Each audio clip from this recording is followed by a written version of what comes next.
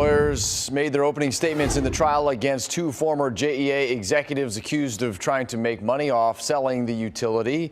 These are some courtroom sketches of Aaron Zahn and Ryan Wanamaker and their lawyers. Cameras are not allowed in the courtroom since this is a federal case. But in the last 20 minutes, Action News Jax questioned Zahn on his way out of court. Hey, Ben. Hi, Aaron. How you doing? Doing all right. How are you doing? Good. How's your family? Good. How about yours? Doing all right. How'd it go? Aaron, How'd it go today? How do you think today went? Do you feel positive about anything in there? Hey, guys. Can you give my family some space? I know it's been a long 5 years. Would you mind just giving my family the privacy that it deserves? I really appreciate Just one it. question. Are you relieved? Both former executives are being tried at the same time, but they have their own jury. They each do. Action News Jax Ben Becker is live outside the federal courthouse now. Ben, this was the first full day of testimony. You had a conversation with Zahn there, too. Yeah, he didn't have a whole lot to say, but then again, we'll have another opportunity, I'm sure, down the line. You know, this has been going on for almost 2 years now when Zahn and Wanamaker were first indicted, and if today was any indication, the next 4 weeks should be very interesting. So let's take a look at today's highlights. This is day one, the opening statements we had today.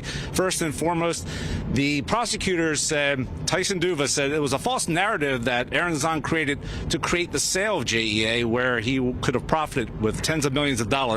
Also, the defense said Aaron Zahn is really a visionary. His ideas were actually trying to help the utility, not hurt the utility. And then Ryan Wanamaker, who is the CFO, also on trial. Well, his attorney said he was doing doing a good job. He was just doing what he was told by Aaron Zahn, and really nothing beyond that. Also, the Petway mic drop they talked about. Tom Petway, a former member of the board, started this whole thing, lit the match in 2017 when he said, hey, maybe we should explore a sale of JEA. And finally, former CEO Paul McElroy was on the stand. He defended JEA, painted a picture that they actually are in good financial health when he was there.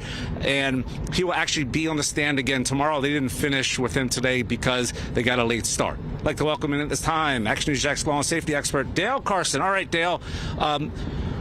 Your thoughts on what we saw today? It was a long day of testimony and also opening statements. Right. Well, we just got started. You know, we were introduced to the jurors, and then the actual first opening statements by the government began with Tyson Duva, and then we heard the opening statements from all of the defendants. How important is opening day? Could it be won or lost today? Well, it can be. And this has become an interesting trial because what's happening is we're seeing film of actual meetings of the board of JEA, and there's testimony from people who were there, specifically the former CEO. I mean, it's a fascinating, those are admissible in court. Something that came up today, former Mayor Lenny Curry, the prosecutor said it was obvious that Aaron Zahn was hired by the mayor's office to privatize JEA. Now, Curry's not accused of any wrongdoing, but it was interesting that came up. Right, we're beginning to see the threads back to the real power in Jacksonville as to why this has happened if you follow the government's view of the case. All right, Dale, thank you so much. So a lot more to go here, up to 4 weeks of testimony and deliberations. So we'll be here every step of the way. Reporting live from downtown, Ben Becker, Action News Jax.